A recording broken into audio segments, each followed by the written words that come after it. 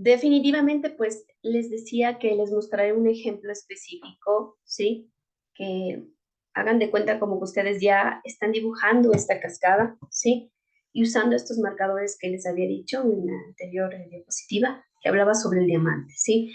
El diamante donde está el resultado deseado, la descripción, el cierre. Ustedes van a ver de una manera más clara cómo puede hacerse la traducción de lo que se tiene anotado a un documento como por ejemplo un informe, historia clínica, un plan de trabajo terapéutico, ¿sí? Obviamente pues también dando un seguimiento y ese tipo de documentos o instrumentos que son muy necesarios.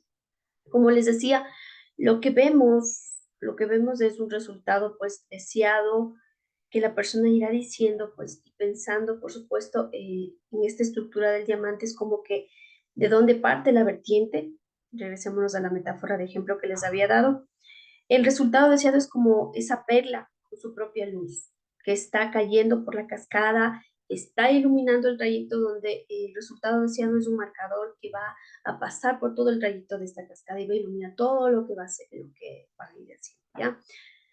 Ya sabemos que el resultado deseado es la transformación que desea la persona de corazón, ¿sí? Esa transformación que desea en su vida.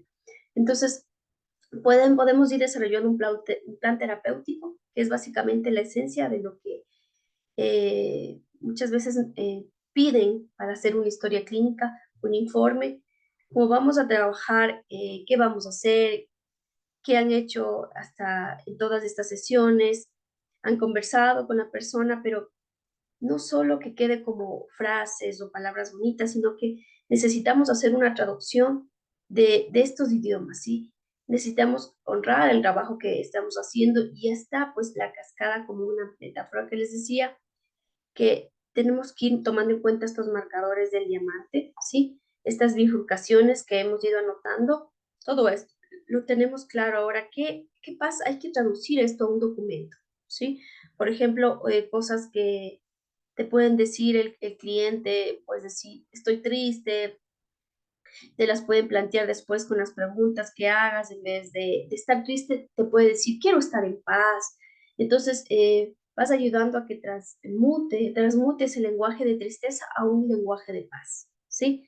Y también debemos entender que el diagnóstico es como otro idioma, es un idioma que te va a dar nos va a dar a con nosotros como terapeutas breves de soluciones, nos va a dar oportunidades. Un idioma que nos puede ayudar a investigar, y no es tanto que hay que pelearse con esto, ¿no? Simplemente hay que hacer una traducción. Entonces, un concepto que a mí me interesa investigar mucho últimamente, de hecho lo estoy investigando en varios proyectos de investigación, es el bienestar psicológico. Es la presencia de lo que las personas desean, que es lo que les hace bien y trabajan en un entorno multicultural, como seguro muchos de ustedes están, lo más obvio sería preguntar a la gente cuál es su noción de bienestar. Entonces necesitamos trabajar con la presencia de su noción de bienestar, que es justamente el resultado deseado, la transformación que quiere cada persona en su vida, que desea cada persona en su vida.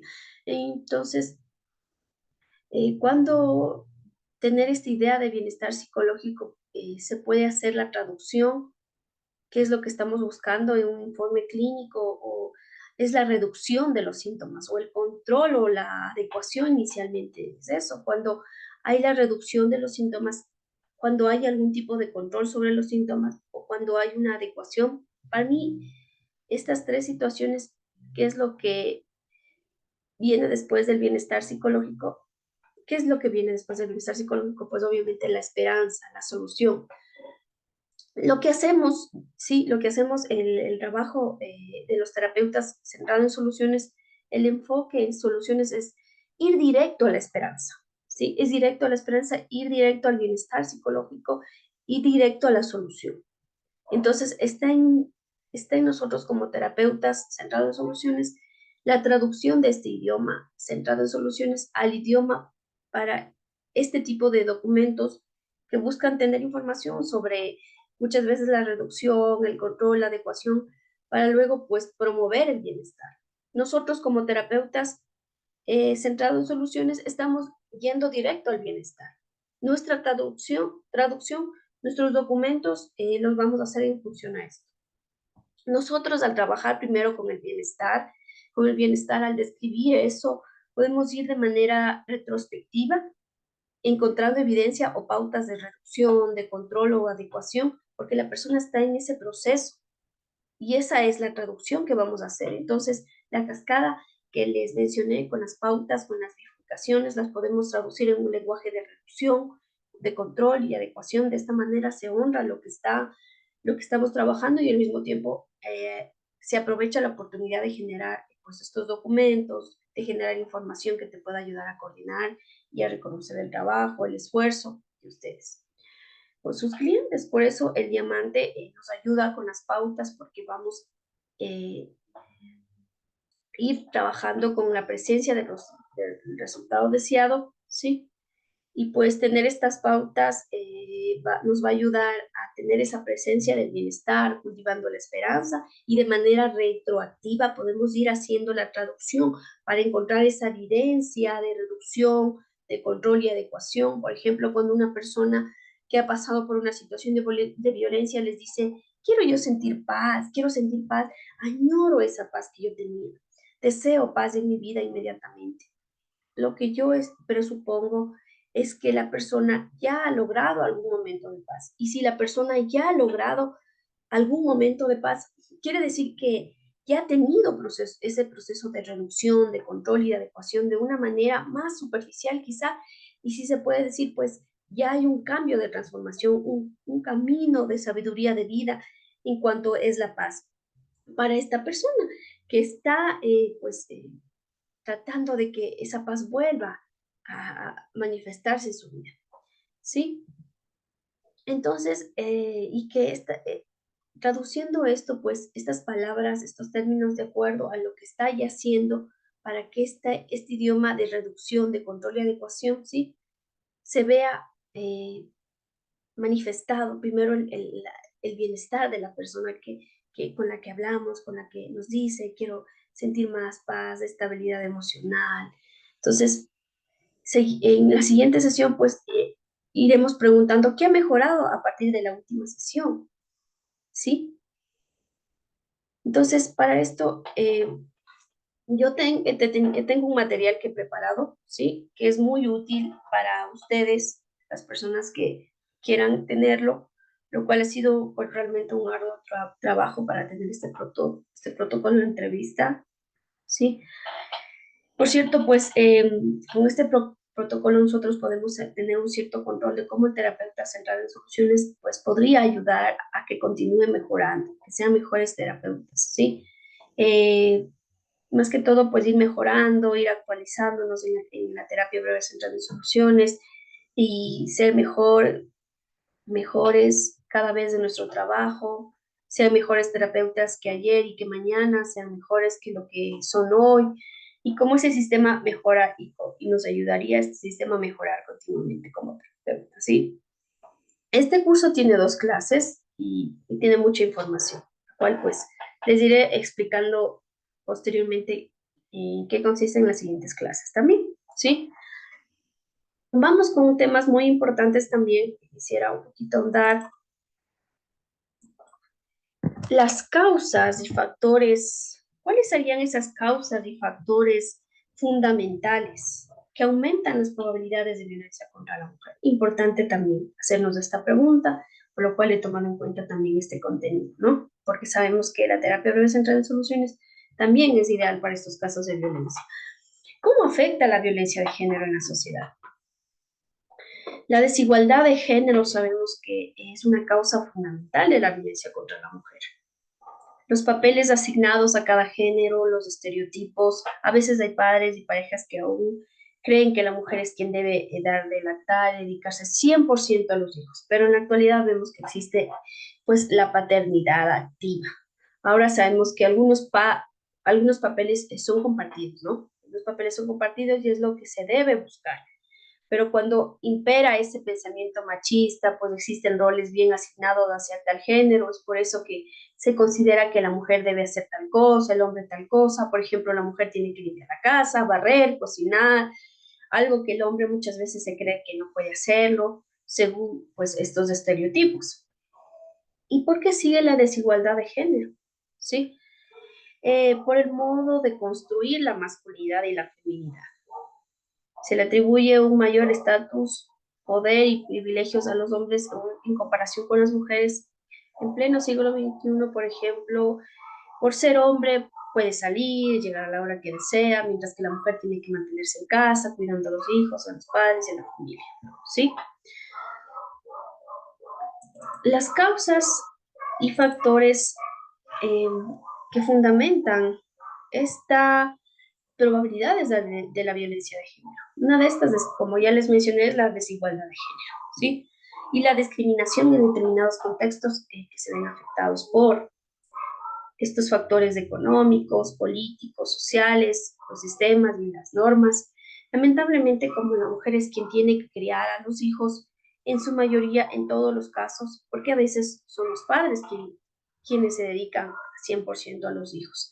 Muchas mujeres que tienen que cuidar a sus hijos y por tanto pues a veces se privan de ir a trabajar, de estudiar, tienen que recibir lo que les dan sus esposos o sus parejas, y también por la discriminación que muchas veces he visto en tantos casos de violencia en donde las mujeres, por su bajo estatus económico, son discriminadas y violentadas.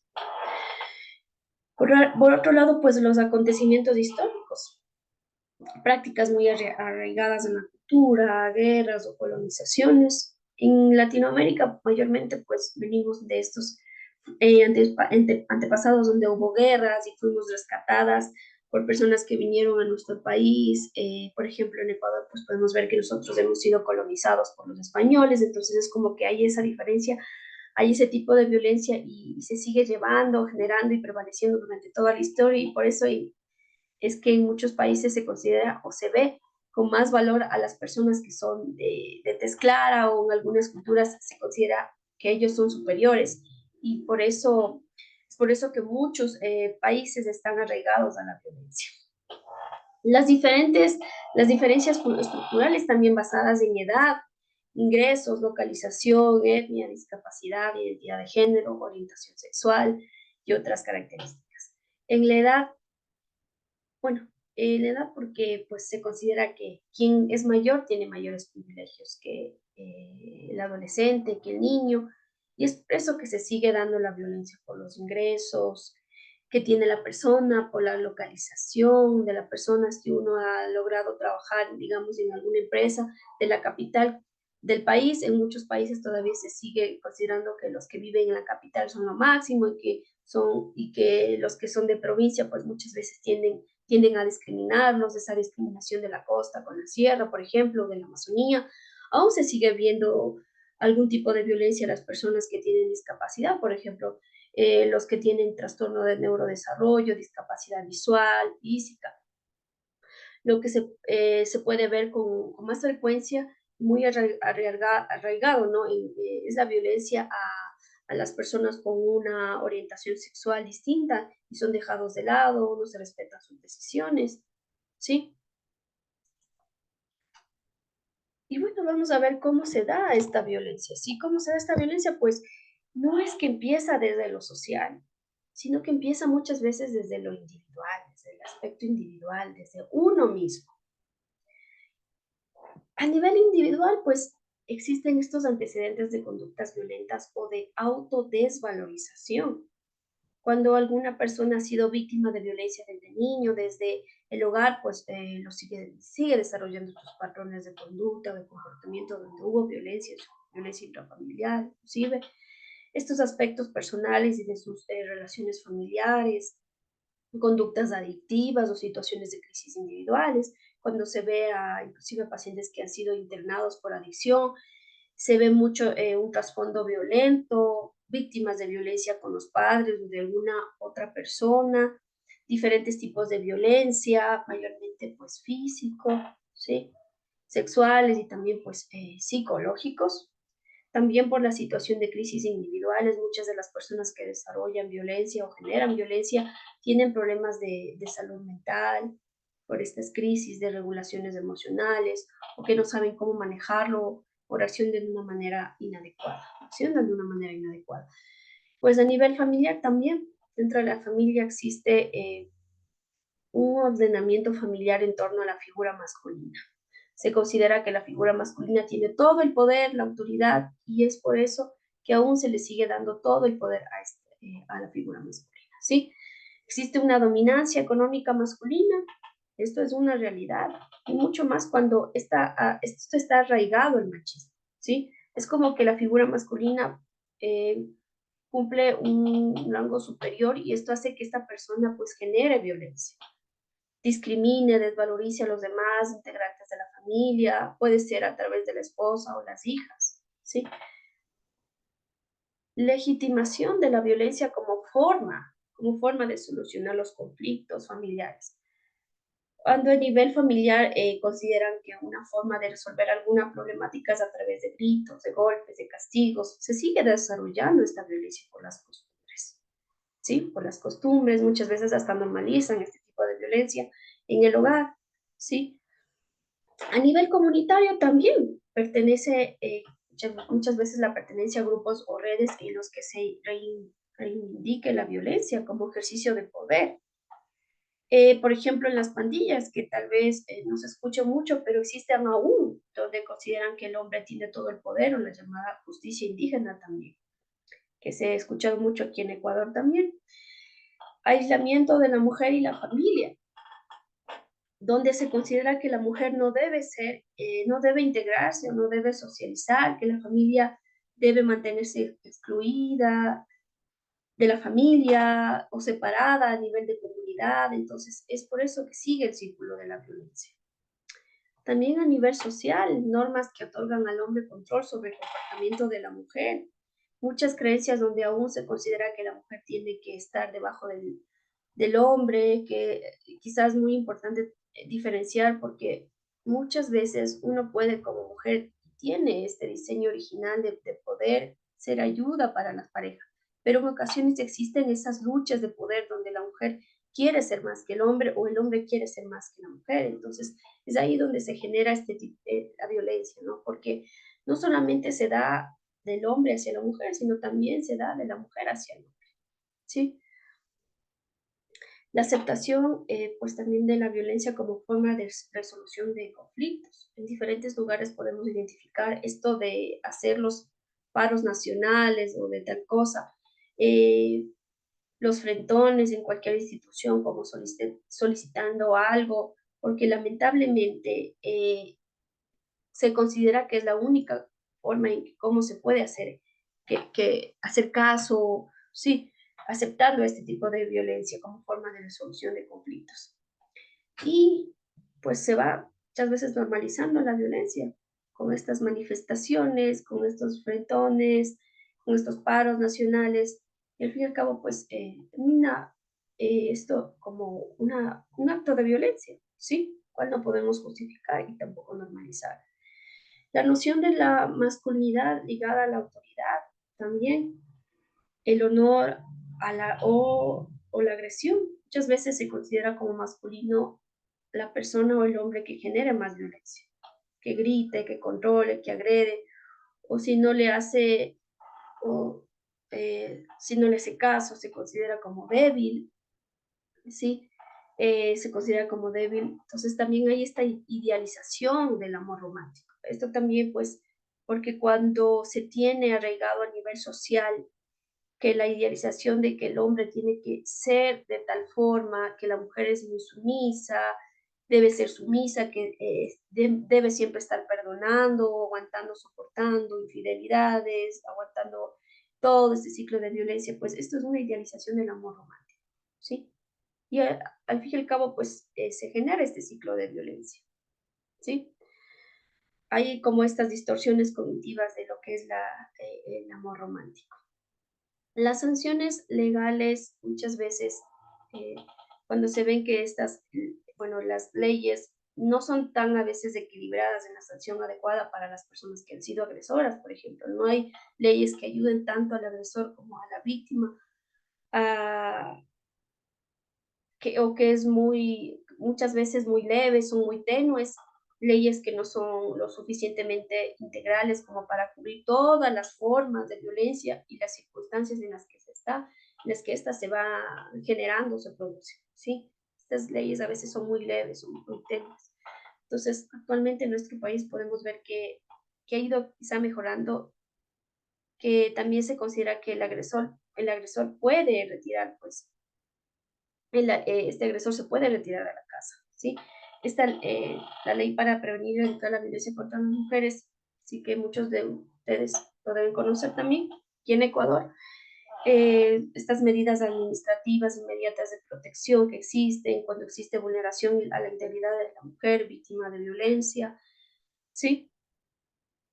Uno de los literales pues habla sobre emitir la boleta de auxilio, la orden de restricción de acercamiento a la víctima por parte del presunto agresor en cualquier espacio público o también privado, ordenar la restitución de la víctima al domicilio habitual donde haya sido alejada por el hecho violento y así pues, como lo solicitan, ¿no? Con las garantías suficientes para proteger la vida y la integridad de la víctima.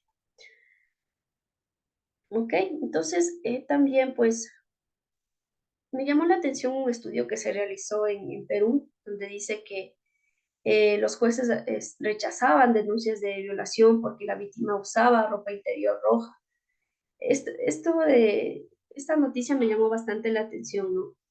Donde se considera que pues los jueces decían que tenían como que esta idea machista, ¿no? Considero que tenían esta idea machista estos jueces de Perú, de que las mujeres que visten con ropas muy cortas o por el color o porque quizás salió muy tarde, merece ser víctima de violencia. Realmente es una percepción totalmente errada y machista, diría yo.